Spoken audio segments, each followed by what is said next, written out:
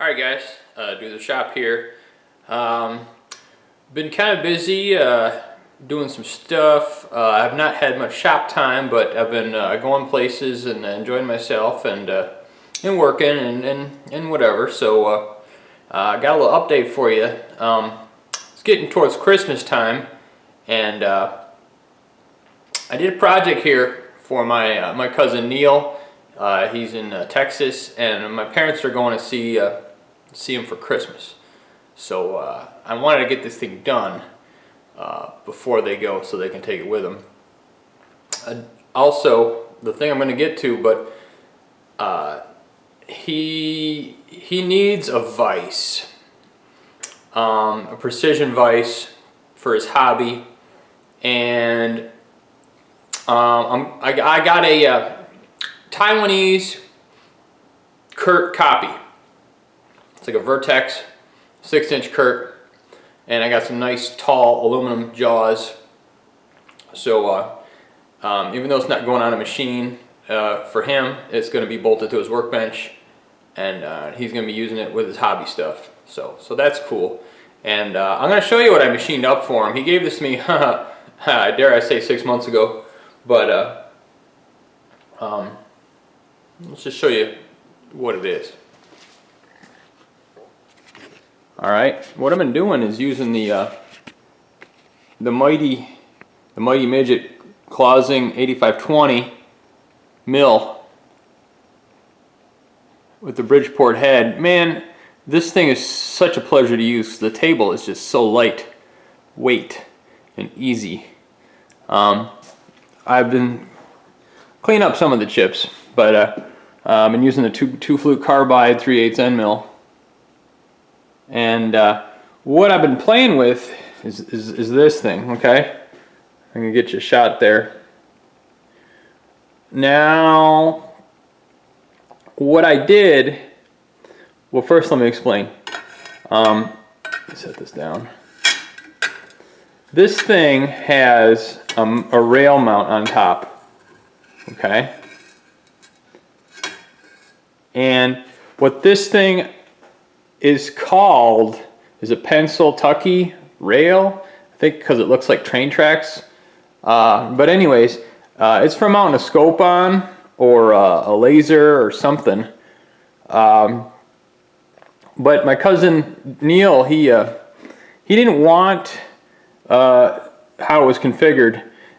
Actually, it had 4 Pennsyltucky rails on there, and where I milled off the aluminum looked exactly like the top, okay?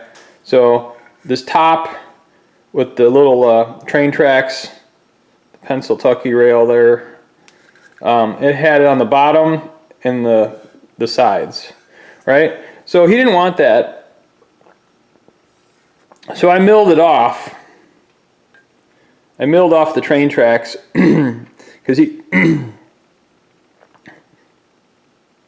just wanted to mount a scope or a laser on top.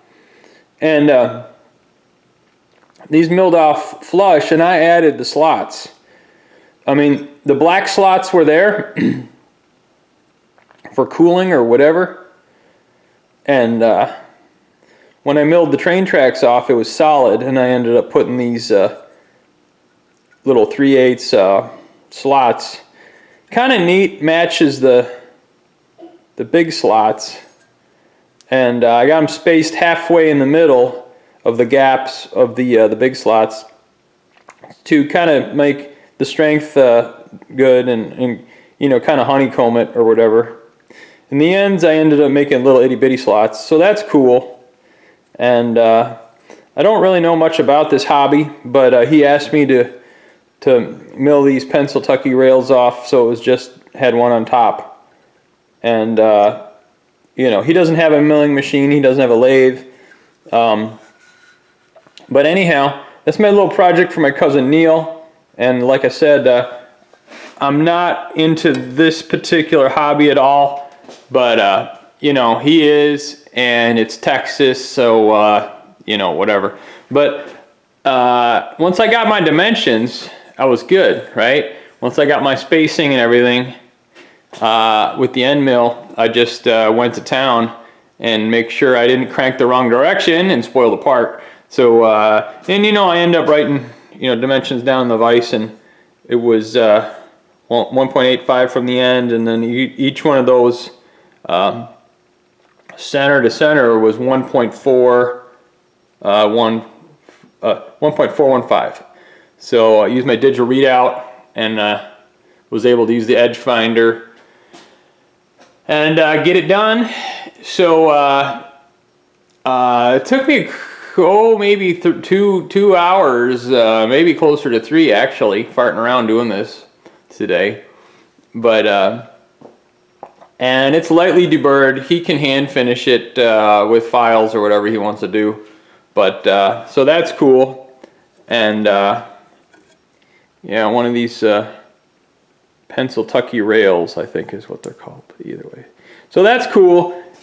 He mentioned maybe having the whole thing, that's aluminum obviously, black re-anodized. I don't know if he's going to take it apart and have it stripped and black anodized, or put some paint on it.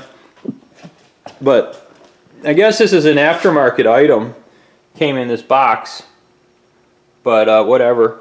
So this is going back to Neil, my cousin, and it's going to get delivered there for Christmas. So just a quick little update video. This is Doozer Shop.